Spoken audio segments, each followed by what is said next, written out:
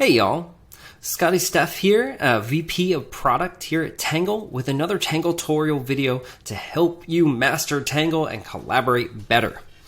Central to Tangle are two key concepts. Your user panel, that's how you and others show up in Tangle, and rooms, that's where you all get to hang out and work. If I can teach you these two things, then you are 90% of the way to being a Tangle wizard. So today, let's talk about user panels. You and everyone else show up in Tangle as a rectangle. Inside of this rectangle is whatever you choose to share. By default, we show your avatar when you first log in, so that you're not accidentally sharing your webcam to the entire team before you're ready. But you can change your webcam by clicking the camera icon down here on the control bar, or by hitting B. I'm going to stay in avatar mode because it's real rainy here in Austin, Texas, and I'm in my comfy PJs. But if you do happen to have multiple webcams and you want to swap between them, you can click this arrow right here to bring up a menu that will let you swap between those devices. Your microphone also starts as muted by default.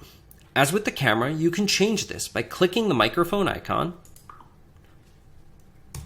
or by hitting M on your keyboard. As with video, you can see all of your available input and output devices by clicking that arrow right next to the microphone icon.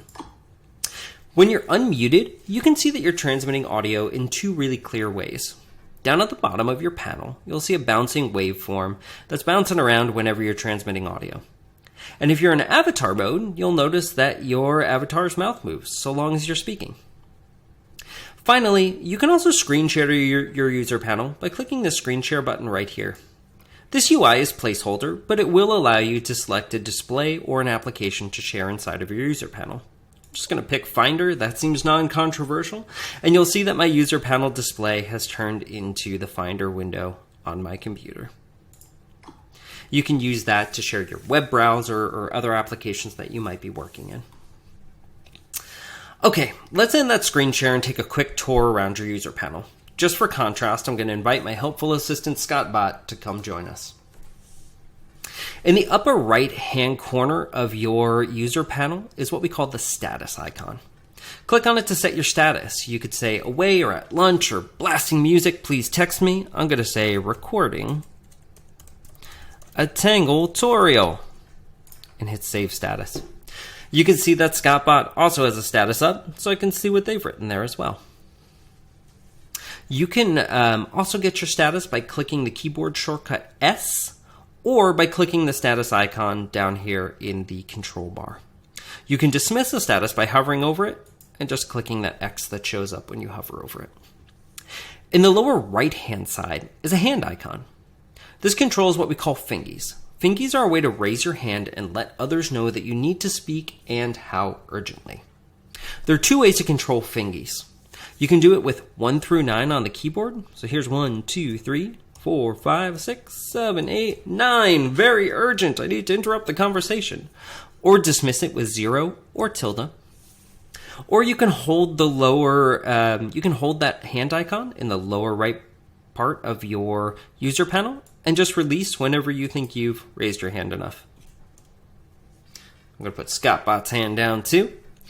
And finally, in the lower left-hand side is your name. You can click on it to bring up the in-server avatar customizer, so you don't have to go out to server select just to change your look. Sometimes I'll change my look several times a day. You can see there's lots of goofy options here. I almost never choose the sailor suit, but hey, let's have some fun today. That even made me laugh, and I do this all day. Okay, the last thing that you need to know about user panels is that other people's user panels have two special features. So that's why ScottBot's here. You'll see that when I hover over ScottBot's user panel, a slider appears on the left-hand side. This slider controls the volume of just that user, just for you. Some folks have loud microphones, or maybe there's construction going on outside their window.